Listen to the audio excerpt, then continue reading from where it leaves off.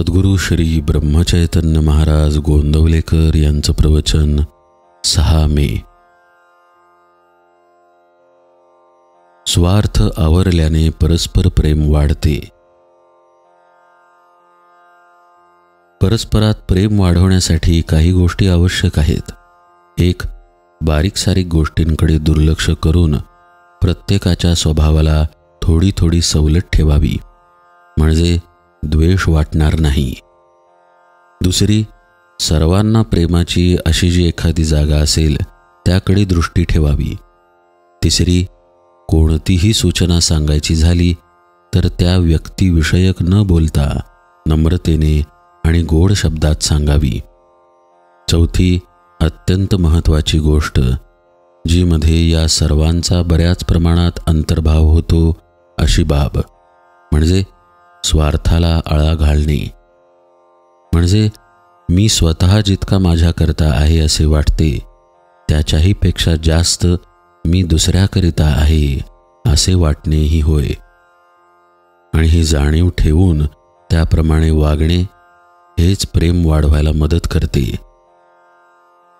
ज्या माणसाला स्वार्थ साधायचा नाही त्याला कमी पडणे शक्यच नाही. जिथे निस्वार्थीपणा आहे तिथे भगवंताला पुरवठा केलाच पाहिजे. आता स्वार्थाचा विचार करताना असे सहज वाटते की मी कुठे स्वार्थी आहे, मी कुठे कुणाजवळ काय मागतो. पण एवढ्याने स्वार्थदृष्टी नाही असे म्हणता येणार नाही. अहंकारा इतकाच स्वार्थ जबरदस्त आहे. त्याच्या मुळ्या इतक्या खोल आणि सूक्ष्म असतात की त्यांचा पत्ताच लागत नाही. स्वार्थ 3 प्रकारचा असू शकतो: कायिक, वाचिक आणि मानसिक.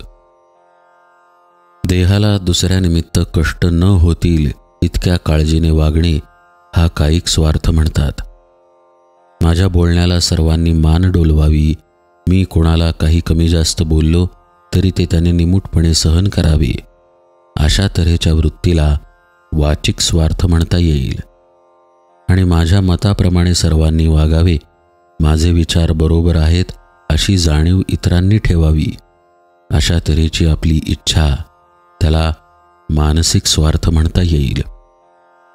आता मी माझ्याकरिता जितका असेन त्याहून जास्त मी दुसऱ्याकरिता आहे असा विचार केला तर असे दिसून येईल की मी जेवढी मला स्वतःला सवड ठेवतो तेवढीच किंवा त्याच्याहून थोडी जास्त सवड दुसऱ्याला ठेवणे जरूर आहे. म्हणजेच जे दुसऱ्याने आपल्या बाबतीत करणे आपल्याला बरे वाटत नाही ते आपण दुसऱ्याच्या बाबतीत न करणे, आणि त्याच्याच उलट जे दुसऱ्याने आपल्याला केले तर बरे वाटते तेच आपण दुसऱ्याच्या बाबतीत करावे. हेच सर्वाचे सार आहे आणि हाच धर्म आहे. आपण जगावर प्रेम केल्याशिवाय परत प्रेम मिळणार नाही. आपण पुष्कळांच्यावर प्रेम केले तर आपण एकटेच त्यांचे करतो, पण प्रसंगाला ते सर्व आपल्याला मदत करतात.